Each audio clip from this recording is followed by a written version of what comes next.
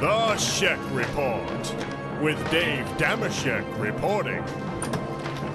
Dameshek here. Week 10's in the book, so let's get right to it. Just remember, players and coaches, don't get angry at me if I call your name. Ultimately, I didn't do this to you. You did this to you. Let it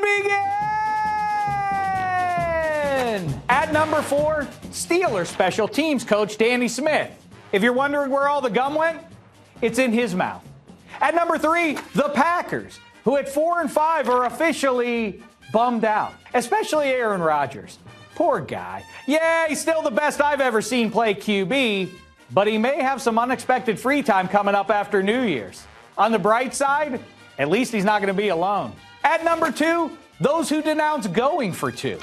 Yes, we know where Mike Tomlin comes down on the issue.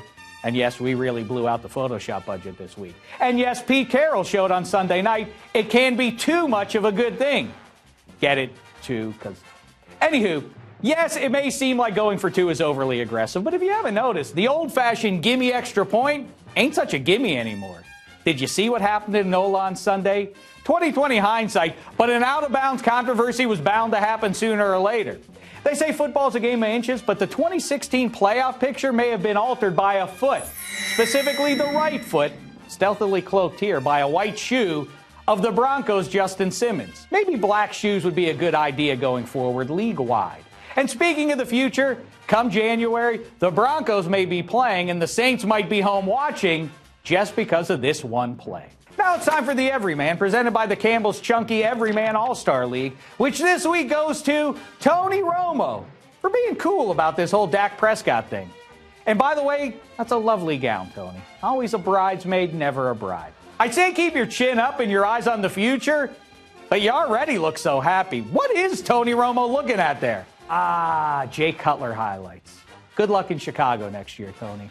And that brings me to number 1 in this week's brown paper bag of shame, which goes to Bill Belichick for ignoring history. Even if he didn't notice, you must have felt a strong sense of deja vu at the end of the game in Foxborough on Sunday.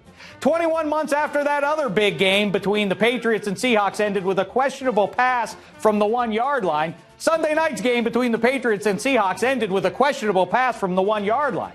While Belichick and company apparently learned nothing from Carroll and company's goal line strategy, the Seahawks' choice back in Super Bowl 49 is still crazy, and it still changed NFL history. What if the Seahawks had won that day? They'd be the dynasty, and given that, I wonder if Marshawn Lynch would still be retired. Either way, it would now be 12 years since Belichick and Brady last won a Super Bowl. 3-3 in the big game. As it is, this is going to be your Super Bowl 51 matchup. Well, unless Dak, Dez, and Zeke decide to get in the way. Meantime, this is for you, Belichick. It's the brown paper bag of shame. Till next time, try not to embarrass yourselves. Shame.